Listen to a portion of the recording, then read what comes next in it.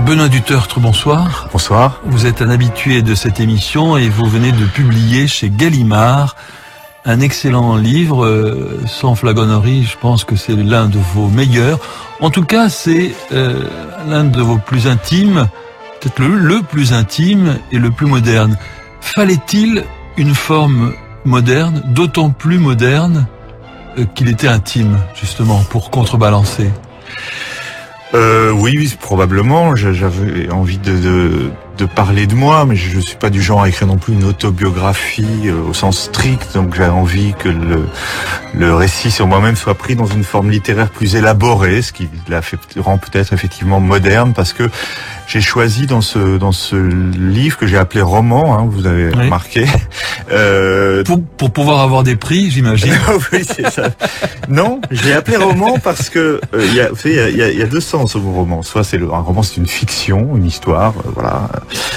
C'est le sens classique, le plus classique du terme. Mais un roman, c'est aussi une forme littéraire personnelle, justement, élaborée, dans laquelle on se projette beaucoup de soi-même, et y compris dans la construction, qui soit vraiment singulière. Je pense qu'au XXe siècle, il y a cette grande liberté du romancier. Il y a beaucoup de romans à caractère autobiographique, et c'est ce que j'ai voulu faire, créer une forme qui me ressemble aussi.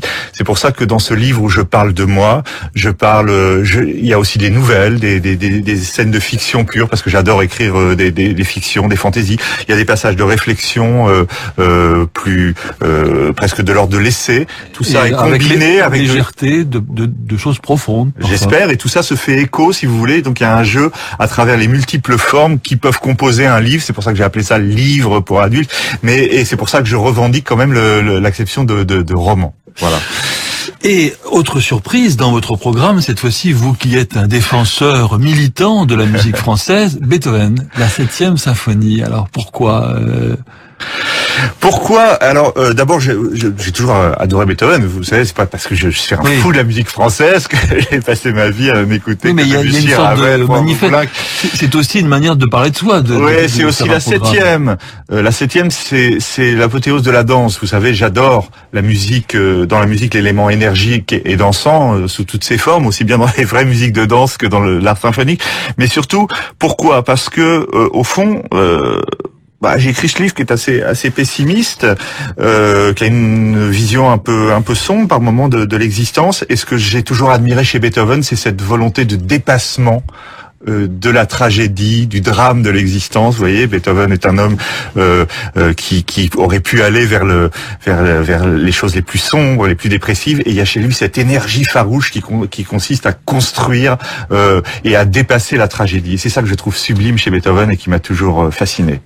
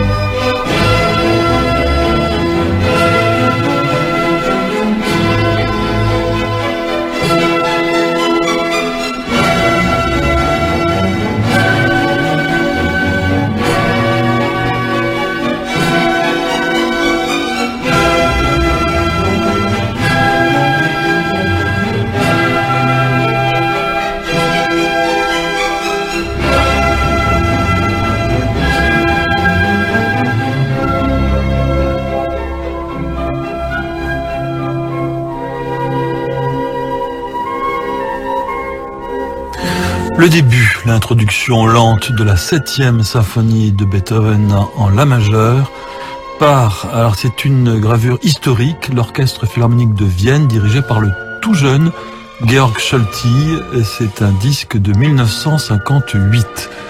Benoît Dutertre, merci d'être là ce soir en direct dans Passion Classique à l'occasion de la parution chez Gallimard de livres pour adultes, mais les enfants peuvent écouter. C'est même un livre très très chaste, hein. Oui, c'est vrai. Absolument aucune scène. Oui. Ce qui change un peu dans la littérature contemporaine. Oui, je trouve ça devient un peu rasoir d'écrire des scènes sexuelles. On a tellement fait. Moi-même, j'en ai fait. J'aimais bien au début, puis finalement, je trouve ça devient lassant. Alors, justement, il y a quelque chose de très très intime qui part de la mort de votre mère. Il y a un portrait d'elle qui est absolument magnifique. Nous en avions déjà parlé la dernière fois que vous êtes venu, puisque elle était abordée, mais comme un personnage dans le roman. Là, vous en parlez davantage. Vous ouvrez votre cœur et c'est un portrait d'elle, très beau portrait. Un écrivain, je ne parle pas d'un être humain. Évidemment que perdre sa mère, c'est horrible. Mais est-ce que ça change quelque chose est-ce que la plume dit des choses plus facilement qu'elle n'a pas l'habitude de dire une fois qu'on a perdu sa mère? Oui, probablement, oui, j'ai l'impression. Enfin, d'abord, on pourrait dire que c'est le mauvais côté d'un écrivain. C'est vrai que on a toujours envie d'écrire, et quand on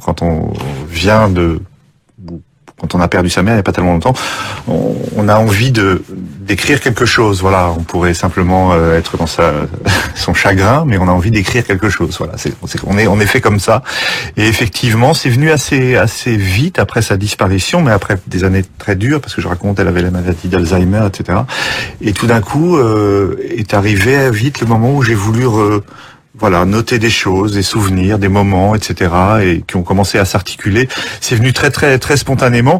Et effectivement, je suis peut-être allé plus vers la réalité de cette femme, de ce qu'elle a représenté pour moi, que si je ne l'avais pas écrit, sans doute ça a fait ressurgir des choses, des souvenirs, et notamment, je voulais mettre en lumière dans ce livre ce paradoxe assez terrible, c'est-à-dire que c'est une femme très joyeuse, qui avait un tempérament heureux, qui je pense m'a transmis d'ailleurs pour une bonne part ce tempérament heureux, ce goût de la vie que j'ai, même si j'ai souvent un regard critique sur le monde, j'ai aussi un goût de la vie, un appétit de la vie, un goût du rire, etc.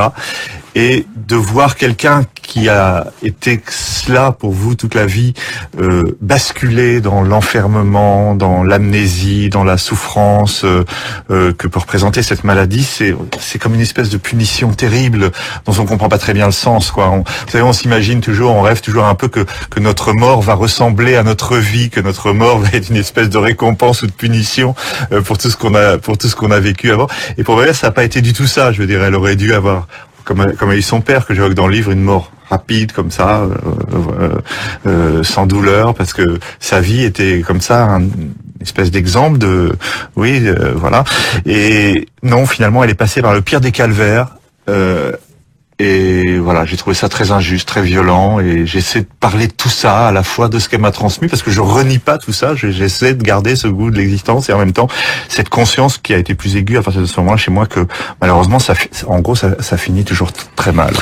Mais il y a toujours chez vous cette veine romanesque, évidemment, ce goût des personnages, cette veine mélancolique aussi, qui a toujours existé derrière une ironie cinglante, et vous avez ce qu'on peut qualifier aussi de vis comica, ce qui est assez rare, c'est-à-dire qu'on peut éclater de rire, généralement on vous lit avec un sourire, parce qu'évidemment vous ne ratez aucun des vices de notre société, enfin, ou des absurdités de notre société moderne, vous les pointez tous un à un, au travers des personnages et de situations absurdes. Mais vous avez toujours un regard aussi mélancolique sur ce qui disparaît, mais aussi une ironie cinglante. Alors c'est ce mélange qui... Et c'est aussi ça le sens de la forme de ce livre, où j'ai voulu mélanger les genres justement et les registres, parce que je voulais c'est pas ma nature, et d'une certaine façon, ça aurait pas été un hommage à ma mère. Je vais faire tout sauf un livre de profonde mélancolie sur déplorant l'horreur de la mort et de la maladie, etc. Donc j'ai voulu à la fois être très concret, parce que je raconte aussi ce que c'est que la vie de ces malades à certains moments, etc. Cette perte de la mémoire. Je raconte des choses terribles, et en même temps, j'essaye toujours de trouver la petite lumière, quoi, la chose qui donne un peu un sens à cette vie qu'on traverse, et j'essaye aussi bien effectivement de faire rire quand je parle d'une certaine décomposition du monde moderne, mais même dans les choses plus intimes liées à ma mère, etc. J'essaie quand même de voir qu'est-ce qui peut passer d'un certain goût de la vie, malgré tout, d'un certain espoir, je voudrais dire, malgré la violence de la mort dont on prend conscience quand on est vraiment adulte. C'est pour ça que j'ai appelé ça livre pour adultes, et c'est-à-dire quand on est dans la deuxième moitié de sa vie, quand on commence à perdre des êtres très très très proches. Et vous avez le goût des choses simples aussi, Benoît Dutertre. Vous racontez les Vosges. Vous allez souvent écrire soit en Normandie, soit dans les Vosges.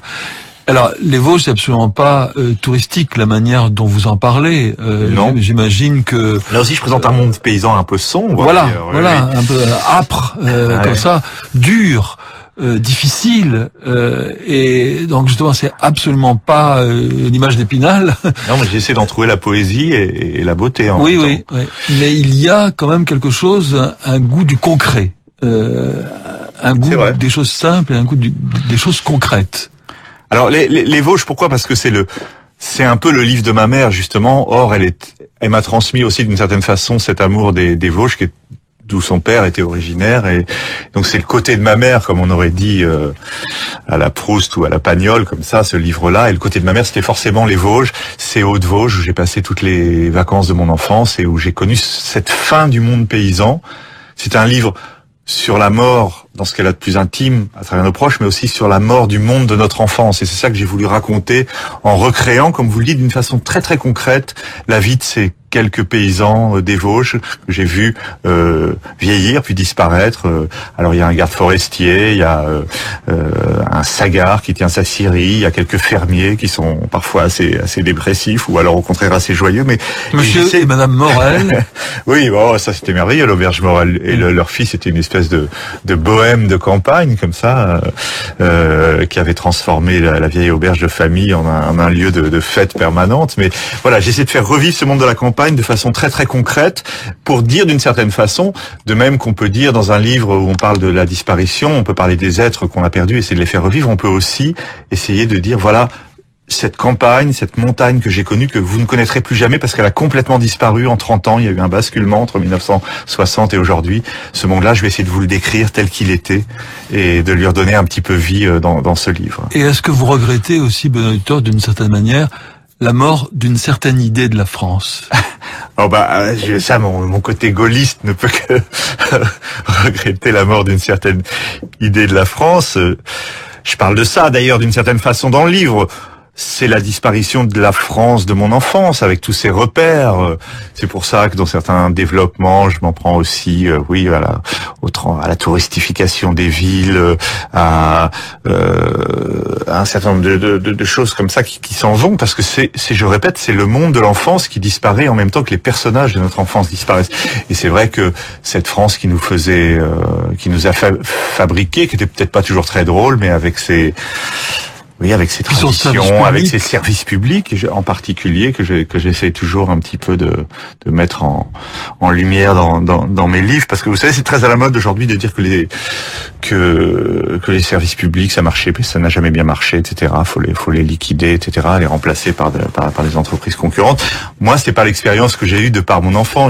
Au contraire, j'ai l'impression de grandir dans une société assez prospère où tout ça marchait assez bien. À temps, toutes les lettres arrivées. D'ailleurs, je raconte le facteur dans les Vosges qui allait sur chaque petit chemin. Aujourd'hui, il y a des projets, vous savez, où il faudrait que les gens aillent chercher leur courrier eux-mêmes en voiture à la poste, parce que dans certaines petites communes, on ne pourrait plus aller leur porter parce que ça coûterait trop cher, etc. Donc, je dis pas, on va dire, voilà, je suis nostalgique, je dirais toujours c'était mieux avant. Non, je dis ça, c'était le monde qui m'a formé. et il a disparu ou il est en train de disparaître. Et moi, je veux vous dire, c'était pas si mal que ça. Il avait ses beautés, il avait sa poésie, etc., qui vaut largement la folie du changement et le bougisme à tout crin dans lequel nous vivons aujourd'hui. Benoît Dutertre, merci encore d'être là ce soir en direct dans Passion Classique à l'occasion de la sortie de livres pour adultes chez Gallimard, votre dernier roman, où il est question de musique. Oui, il est question surtout d'un musicien, enfin d'un fou de musique. Oui. C'est le titre d'ailleurs de ce chapitre. Puisque je vous ai dit, j'ai mêlé les souvenirs, les réflexions et les petites nouvelles comme ça, et j'ai voulu raconter l'histoire d'un type qui traverse la crise de la cinquantaine, parce qu'au fond ce livre c'est un peu un livre sur la crise de la cinquantaine, c'est-à-dire voilà, on découvre la mort, on découvre qu'on va mourir, que notre monde s'en va, et puis en même temps on découvre qu'on peut jamais atteindre la perfection, le bonheur qu'on s'est inventé, et ce type justement il croit qu'il va atteindre cette espèce de perfection, parce qu'il va écrire enfin un grand livre sur la musique. Il s'enferme chez lui avec toute sa discothèque, c'est sa passion, il était avocat et finalement il décide de se consacrer à ça pendant plusieurs mois, et il y a un musicien de rue qui s'installe sous sa fenêtre et qui commence à jouer du matin au soir la badinerie de Bach. Vous avez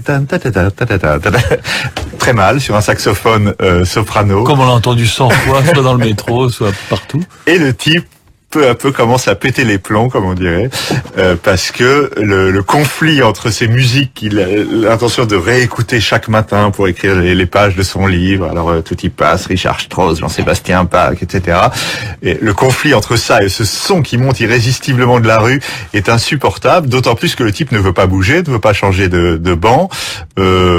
L'insulte d'une certaine façon en lui disant qu'il a beaucoup de chance de vivre dans cet immeuble luxueux alors que lui est en train de jouer de la musique sur le trottoir, et le personnage en plus est embêté parce qu'il n'ose pas appeler la police, parce que comme tout le monde, beaucoup d'entre nous, il a été un peu gauchiste dans sa jeunesse, donc pour lui appeler la police c'est quand même être un peu fasciste, etc. Donc ça tourne au cauchemar, un cauchemar musical, voilà, que j'ai voulu raconter en faisant une nouvelle assez drôle sur le monde contemporain, sur la transformation de Paris, et sur ces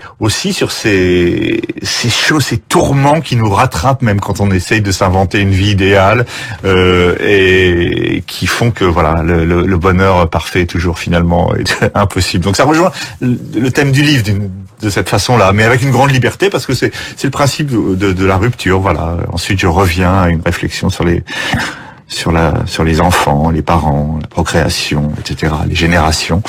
Mais tout ça se répond au fil du livre, et c'est ce que je voulais, en disant, vous disiez moderne au début, c'est avoir un livre qui a une grande liberté de forme et qui mélange les genres. C'est d'ailleurs un rêve que je suis pas le seul à avoir eu dans la littérature du XXe siècle, et voilà, que j'ai essayé là, au XXIe siècle, de pousser un peu à ses conséquences, parce que j'ai toujours voulu faire ce livre-là. Benoît Dutertre, c'est le moment des petites madeleines musicales. Voici la première.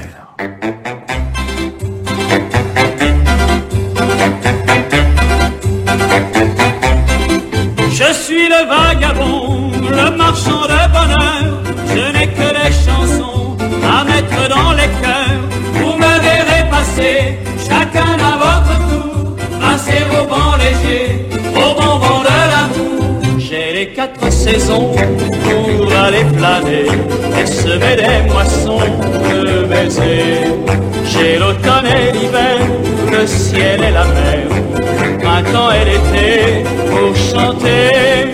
Vous êtes des enfants qui vous donnez du mal pour vous aimer et du mal pour pleurer. Mais moi j'arrive à temps c'est bien normal, pour aller réparer ce que vous déchirez. J'ai les 4 saisons. Le marchand de bonheur, les compagnons de la chanson.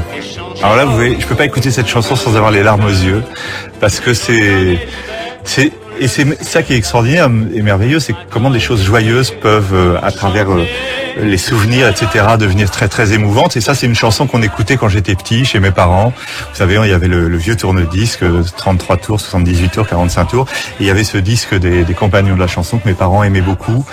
Voilà, et le marchand de bonheur, c'était un peu au fond la leçon que je disais tout à l'heure de ma mère, mais en même temps tout ça me ramène à cette espèce de monde de la petite enfance, comme ça, d'un dimanche après-midi dans le salon avec cette musique qui passe, et c'est pas toujours merveilleux l'enfance, mais ça ça me replonge là-dedans comme dans une espèce de bonheur perdu, voilà, fugitif comme ça, très fragile et en même temps lumineux, parce que c'est une chanson très très joyeuse qui a été chantée aussi par Dario Moreno. J'adore le saxophone baryton derrière, c'est très bien fait. Fred Mella la chante très bien.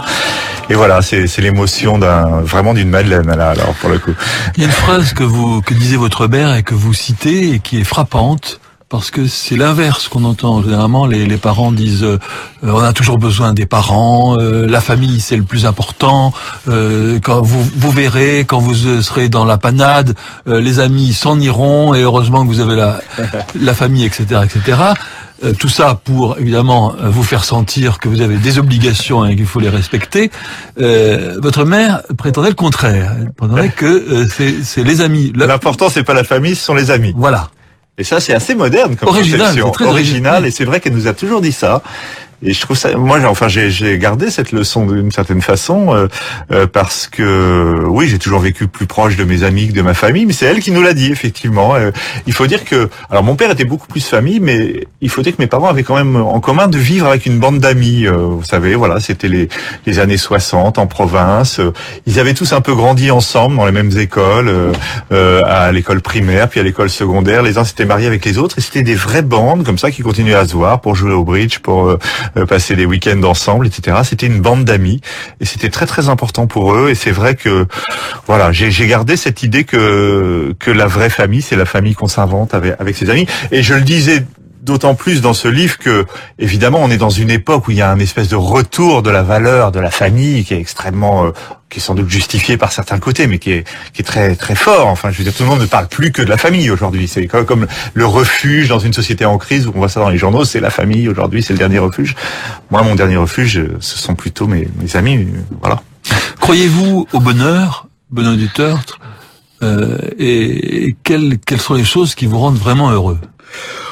Oh oui, moi c'est compliqué parce que je crois que j'ai une nature heureuse, comme je vous disais tout à l'heure, c'est-à-dire que je me lève chaque matin joyeux, plein de curiosité, de bien-être. Une chanson de traîner. Non mais j'ai des amis, j'ai découvert ça presque avec étonnement. J'ai des amis qui se lèvent déprimés, ça existe, vous savez. Il y a beaucoup de gens qui le matin donc une envie c'est de se rendormir. Moi je suis toujours très très très très heureux. Alors en même temps, j'ai un regard très critique sur le monde. Donc, je dirais, j'ai une pensée plutôt pessimiste, mais j'ai une nature heureuse. Et ça, c'est quand même une force dans la vie. Enfin, je sais pas si c'est une force. Parce qu'en même temps, comme je l'explique dans le livre, quand on a une nature heureuse, quand on a le goût de la vie, la prise de conscience du fait qu'elle est éphémère, qu'on va vers la vieillesse, vers la maladie, vers tout ça, est d'autant plus insupportable. Oui, mais vous savez, l'idée de la mort pour les dépressifs, elle est tout aussi terrible. Ah, je sais pas, non, j'ai envie dans ce cas-là. Même si on a dit chienne de vie toute sa vie, on est toujours triste de la quitter quand même. Pareil. Benoît Dutertre, voici votre deuxième petite Madeleine musicale.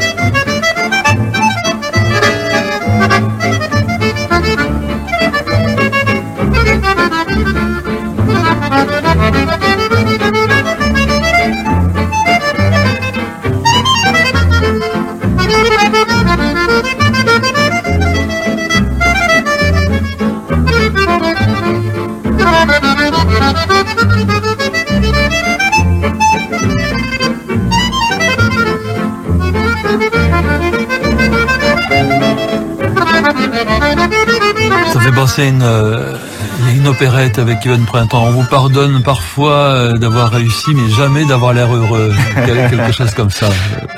Alors, sa préférée, c'est Jo Privat. Jo Privat, que j'ai eu la chance de connaître un peu à la toute fin de l'époque du bal à Jo. Et alors, oui, parce qu'il y a le monde de notre enfance qui disparaît, mais comme moi, j'ai un goût pour le passé, pour l'histoire de la France, de Paris. Ma nostalgie, elle va même déjà avant l'époque de ma naissance. l'adolescence, et notamment, c'est vrai que j'ai une faiblesse pour ça, la France en noir et blanc, d'Yvonne Printemps, de Jean Gabin, et ce monde de l'accordéon, dont j'ai connu vraiment que la toute fin, rue de Lappe, au moment de l'anniversaire des 70 ans de Joe Priva. Il est mort peu de temps après, et ça m'a toujours fasciné, mais déjà musicalement, parce que j'aime les valses, j'ai une passion pour la valse. La valse musette, c'est un genre typiquement parisien, avec ce mélange de la guitare tzigane, de ces très jolies mélodies, et il y avait une poésie dans ces gens en plus qui dansaient la toupie l'un contre l'autre, que j'ai vu une fois ou deux avant que ça s'arrête.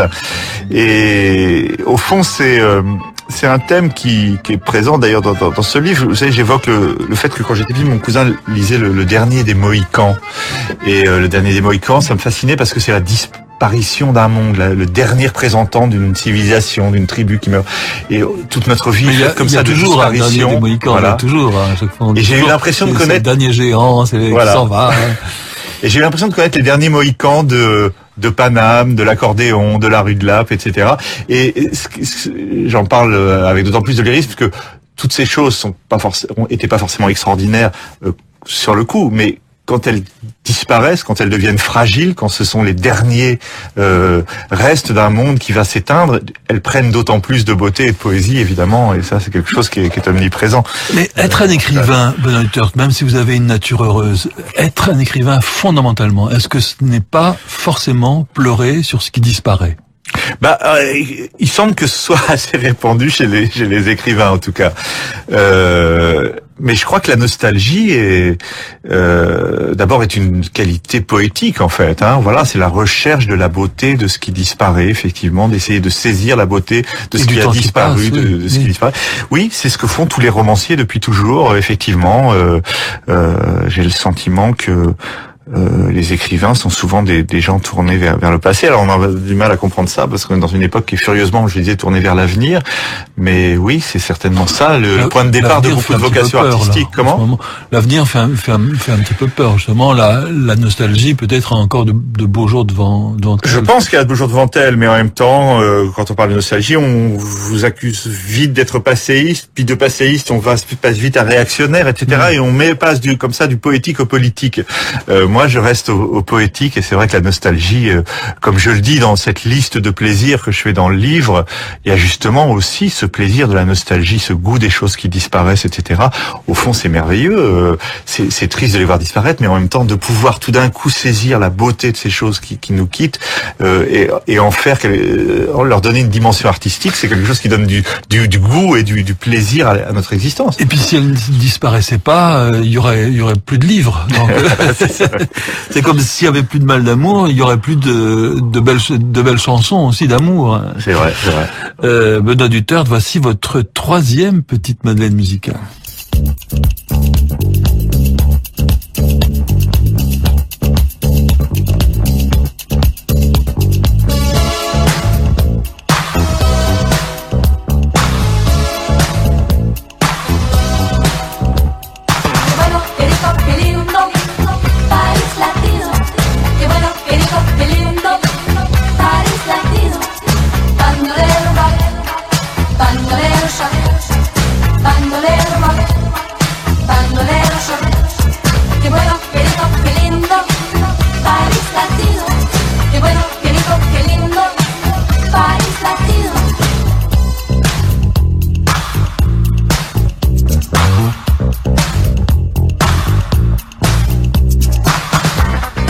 Paris Latino, le groupe Bandolero. Alors ça, c'est une madeleine un peu égoïste, non?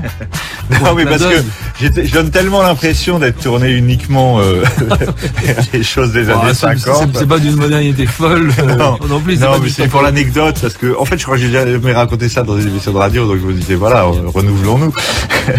En fait, c'est un morceau, c'était un énorme tube de l'année 82. Il se trouve que je jouais les claviers dans ce morceau à une époque où je galérais pas mal et où j'essayais de gagner ma vie un peu dans les milieux musicaux plus ou moins interlopes. Et j'avais rencontré ces jeunes musiciens qui ont formé Bandolero et qui ont eu un énorme tube qui est ressorti d'ailleurs il y a quelques années sur toutes les émissions de variété, qui s'appelait Paris Latino. Voilà, il se trouve, vous entendez des accords de piano dans ce morceau et c'est moi qui, à l'époque, sans doute pour caché très très très modeste, mais avec beaucoup de fierté, avait joué les parties de clavier donc dans les séances de studio de cet enregistrement. Et vous n'avez pas aussi, bon auditeur, accompagné des danseurs? J'ai tout fait à l'époque comme musicien pour gagner ma vie. D'abord, je jouais dans des spectacles avec des musiciens de jazz aussi, avec des Bernard Lubat, des gens comme ça, mais où je jouais un peu de musique classique, c'est du théâtre musical, voilà, un peu d'avant-garde. Et puis je jouais dans les conservatoires pour accompagner les cours de danse. Effectivement, ça j'aimais beaucoup d'ailleurs. Les pliés, les dégagés, ça j'adore. Ça m'a permis de découvrir plein de musique, les cours de danse. Et puis j'accompagnais des chanteuses, etc. En fait, j'ai un peu grignoté ma vie comme ça en faisant de la musique, même si je voulais d'ailleurs être écrivain, j'avais pas de doute là-dessus, mais j'avais fait des études de musique et voilà, j'essaie de me débrouiller, donc voilà, j'ai ce petit parcours un peu bohème comme ça dans le Paris du début des années 80. Mais n'êtes-vous pas surpris par le manque d'intérêt, sinon d'intérêt pour la musique des écrivains français, en tout cas d'un manque d'oreilles criant. C'est vrai. Il y a une anecdote comme ça de Saint-Saëns qui a rencontré plusieurs fois Victor Hugo, qu'il admirait plus que tout, raconte comment Victor Hugo se pâmait devant une phrase de Beethoven qui était d'après Saint-Saëns un des passages les plus insignifiants de toute l'œuvre de Beethoven. Et il priait tout le monde de se pâmer avec lui. Et c'est vrai que dans l'ensemble, les écrivains français sont plutôt très loin de la musique. Il y a quand même des exceptions parce que il y a eu des époques où les écrivains étaient très mélomanes. Par exemple, à l'époque, peut-être que la musique française d'ailleurs était la plus brillante, fin 19e, début 20e, il y a eu quand même beaucoup de grands écrivains fous de musique, soit Gide, soit Valéry, que ce soit Mauriac, que vous avez cité, Mallarmé, etc. Tous ces gens-là étaient vraiment des passionnés de musique. Aujourd'hui, on a l'impression que ce sont des mondes effectivement très très éloignés quand même dans l'ensemble. Oui. Alors, vous avez choisi Milhaud. Puisque le livre commence avec Madeleine Milhaud, qui est un personnage alors certains de nos auditeurs ont peut-être connu, qui était un personnage extraordinaire. D'abord, qui n'était pas simplement la femme de Darius Milhaud, et qui est une vraie artiste. Une vraie artiste, elle était d'ailleurs récitante, elle a fait beaucoup d'enregistrements avec des grands orchestres, etc. Elle était très lettrée, très vive, pas du tout dans le rôle de la veuve, mais en même temps très, malgré tout, au service de l'œuvre de Darius, qui était mort depuis longtemps, en 74, je crois. Et c'est vrai que dans ce livre où je parle beaucoup de la fuite du temps, je me suis arrêté aussi, et dès le premier chapitre du livre, sur quelques personnages très âgés, parce que j'ai eu la chance et le goût d'en rencontrer. Et c'est des personnages comme ça qui donnent l'impression que le temps s'immobilise. Pourquoi le goût, justement, pour entendre une langue qui n'est plus pratiquée? Pour avoir le sentiment de faire des sauts dans le temps. Moi, j'allais chez Madeleine, elle avait 100 ans. Elle habitait boulevard de Clichy, juste au-dessus de la place Pigalle. Elle habitait dans cet appartement depuis 1925. On était en l'an 2000, et elle me racontait toute la transformation d'ailleurs du boulevard, de l'époque des baraques de foire, etc. Elle me parlait de ses rencontres avec Erik Satie, dont elle s'est beaucoup occupée à la fin de sa vie. Elle me parlait de Ravel venant déjeuner chez elle. Et comme ça, j'avais l'impression que que le temps s'effaçait et que je pouvais rejoindre à travers Madeleine tous ces personnages qui me fascinent, d'une époque et d'un art qui me fascine. Et voilà, j'ai voulu montrer comme ça au fil du livre quelques-uns de ces personnages très très âgés qui effectivement me fascinent à tel point que je me dis franchement, quand on a passé 100 ans, d'avoir le droit de ne plus mourir, parce que ce serait bien que ça dure éternellement comme une récompense. Malheureusement, ça finit toujours mal là encore, mais Madeleine Milhaud était vraiment un personnage fantastique dans ce petit salon avec un chat qui griffait le fauteuil où s'était assis Stravinsky, Fernand Léger, etc. Et j'aimais beaucoup aller la voir.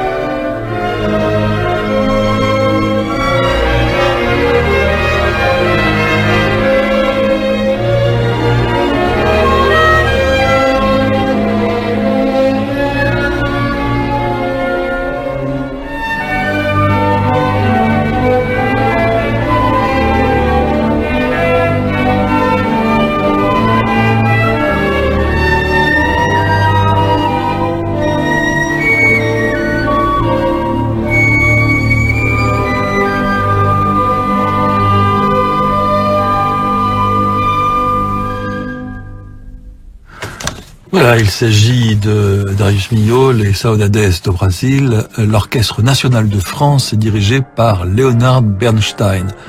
Magnifique interprète, magnifique orchestre. Oui, qui aimait Milhaud comme beaucoup de musiciens américains, parce que Milhaud, pendant la guerre, réfugié avec Madeleine aux États-Unis, a été aussi le professeur de nombreux musiciens. Quand il était le secrétaire de Paul Claudel. Ça, c'était encore à la guerre d'avant, oui. À la Première Guerre mondiale, et ce merveilleux voyage au Brésil qui a effectivement inspiré ses Saudades. Mais ensuite, il a aussi enseigné à beaucoup de jeunes musiciens américains qui continuent à le vénérer. On continue toujours, Benoît Dutertre, à défendre la musique française. Vous pensez qu'elle a toujours besoin d'être défendue auprès de quand on parle de la musique légère et la musique française? Je pense qu'elle en a besoin plus que jamais, parce que non, pas seulement de casser les hiérarchies, mais déjà simplement le grand répertoire symphonique français tel qu'il s'est créé entre, disons, 1850 et 1950, franchement, c'est triste de voir qu'il est si mal défendu, notamment par les orchestres français. Bien sûr, on joue Berlioz, Debussy, Ravel, tant mieux, c'est normal. Mais je veux dire, on joue très peu les symphonies de Saint-Saëns, on joue quasiment pas Roussel, on joue plus Jacques Ibert, et c'est bien triste. C'est un merveilleux musicien. Et Franck, les variations symphoniques qui sont un des chefs-d'œuvre du répertoire pour piano et orchestre, et la symphonie, on ne les joue plus jamais, etc. C'est pas normal. J'espère peut-être que Emmanuel Krivine, qui connaît et qui aime ce répertoire, maintenant qu'il est à l'Orchestre National de France, va le défendre davantage. C'est vrai que aussi le chef de l'orchestre philharmonique finlandais, Mikko Franck, aime plutôt la musique française. C'est vrai qu'il y a heureusement des chefs français qui la défendent à l'étranger, comme par exemple Stéphane Denève, ou dans les saisons symphoniques parisiennes et dans les grandes villes de France. C'est dommage qu'il soit un peu délaissé. Mais j'aimerais qu'il est beaucoup plus aimé, ce répertoire, à l'extérieur de nos frontières qu'à l'intérieur, parce que dès qu'on se trouve dans un coin d'Amérique où il y a un passionné, soit à Los Angeles, à San Francisco, une petite radio privée, une émission de musique classique ou une station même de musique classique, on entend beaucoup plus de musique française et on redécouvre Jean Français, par exemple. Jean Français, il est joué partout. Oui. En France, il est totalement méprisé. J'ai entendu des responsables de grandes institutions musicales dire non, on ne joue pas ce compositeur, ça ne nous intéresse pas, parce qu'il a été sur une espèce de liste noire du compositeur conservateur, néoclassique. Et puis son nom, français. Mais Français est un merveilleux musicien. Tout n'est pas bien, mais il y a des œuvres très réussies. Les jeunes Allemands, les jeunes Anglais, les Américains jouent continuellement du Jean Français. Quelque chose. Et d'ailleurs, il me disait, moi, je l'avais rencontré, Jean Français, chez lui à Paris, tout près des Arts et Métiers. Il me disait qu'il avait l'impression d'être en exil dans son propre pays. Toutes ses œuvres étaient éditées en Allemagne. Il vivait là, mais j'étais allé l'interviewer à l'époque pour dire, passons, je crois qu'aucun magazine français ne l'avait interviewé depuis des années. C'est incroyable. Livre pour adultes qui peut être lu de 7 à 77 ans selon une formule célèbre et même au-delà puisque la durée de vie s'est allongée. C'est votre dernier roman publié chez Gallimard, Benoît Dutertre. J'aimerais qu'on entre un petit peu dans la cuisine de l'écrivain, enfin sans être technique, mais juste nous dire, parce que il y a vraiment un style Dutertre, une voix qu'on reconnaît immédiatement. D'abord, un langage vif, une légèreté, et en même temps, ce temps qui passe. Alors ce temps, pour donner cette impression, et ce temps est l'ironie, ce mélange de mélancolie et d'ironie qui est donné souvent par les temps du passé.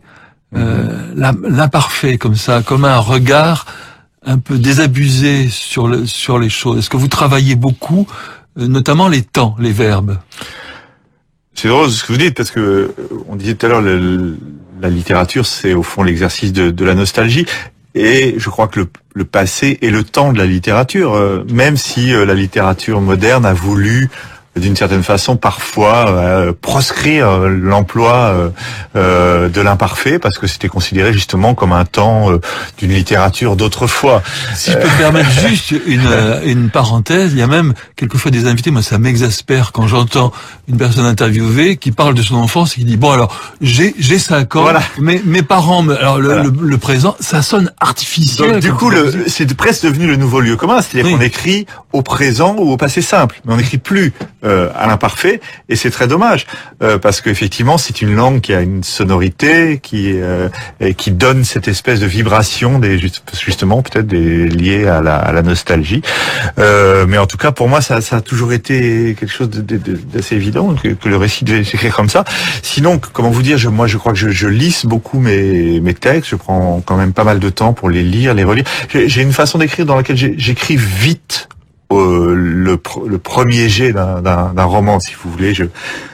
Parce que sans doute j'ai l'angoisse de pas avoir toutes mes pages. Vous savez, c'est l'angoisse de la page blanche, comme on dit. Mais une fois que j'ai créé cette espèce de brouillon comme ça de mon livre, je passe énormément de temps, 1 an, 2 ans, 3 ans, ce qui a été le cas pour celui-là, à retravailler des passages, à composer.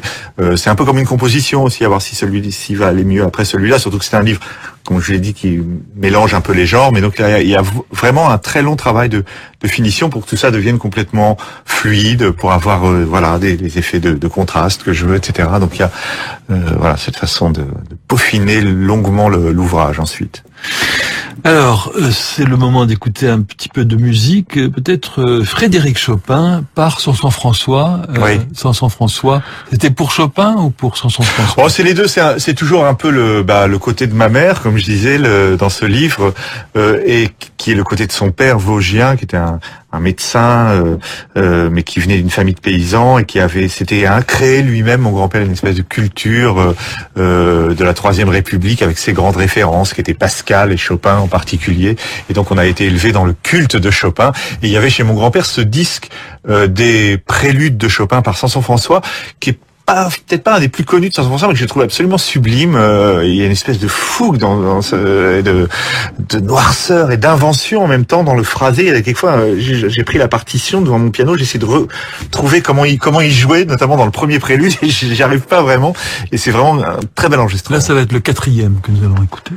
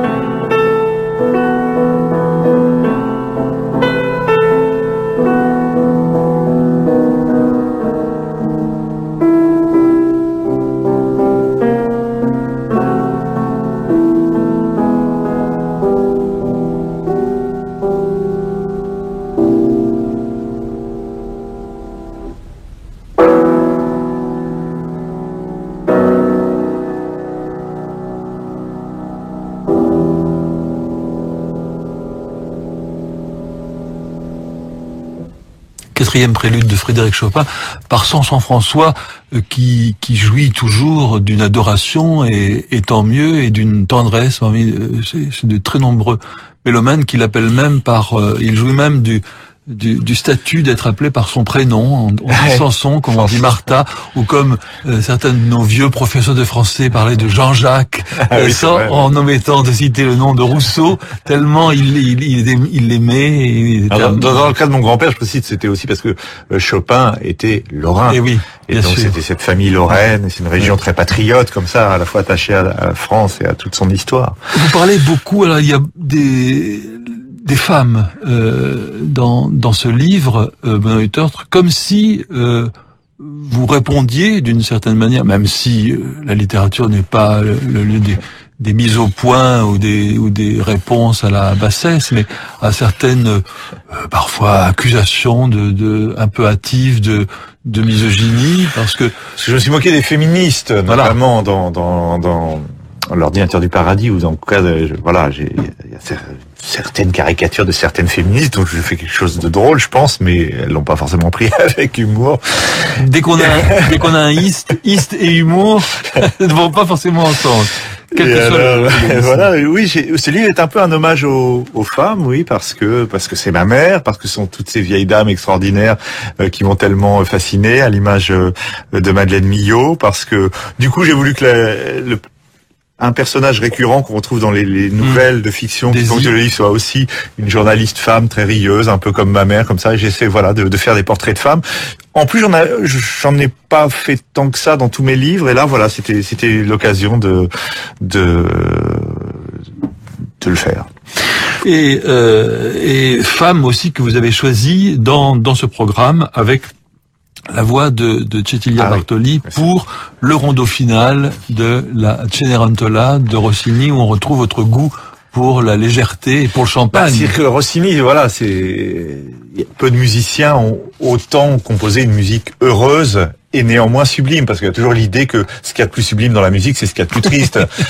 Moi, je crois pas. Je crois qu'on peut être dans le sublime et dans le bonheur. Bach le prouve, oui. Mozart par instant le prouve, mais Mozart peut aussi être très sombre. Et Rossini le prouve tout le temps. C'est le musicien du bonheur. Et ce final jubilatoire, évidemment, la Cenerentola par Bartoli, en plus, c'est quand même quelque chose d'extraordinaire.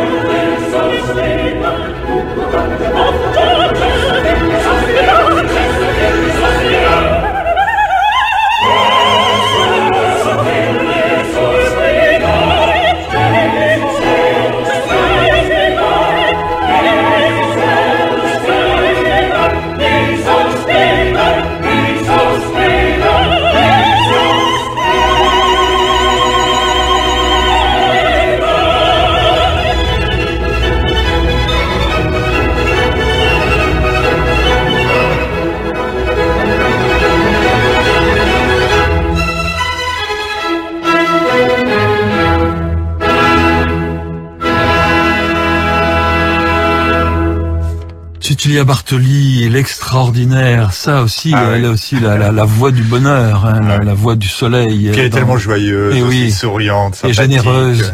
La Cenerentola, c'est le rondo final de la Cendrillon de Rossini. Il y a une chose que j'ai remarqué aussi, alors peut-être que c'est voulu ou peut-être que ça vous a échappé, que votre livre est en 8 chapitres, même avec des sous-parties, mais 8 grandes parties. Or, 8, c'est le chiffre de la mort, par exemple, en astrologie. La maison 8, vous le savez. J'allais vous dire, comment pouvez-vous supposer que quelque chose m'est échappé dans la construction de ce livre? Eh bien, justement, oui, cela m'a échappé. C'est vrai. Non, mais je sais que vous aimez les symboles comme ça. Non, mais j'y ai pas pensé. Non. Et c'est un hymne à la vie, comme vrai, tout bon livre sur la mort. Merci beaucoup, bon auditeur, d'être venu en direct dans Passion Classique à l'occasion de la sortie de Livres pour adultes.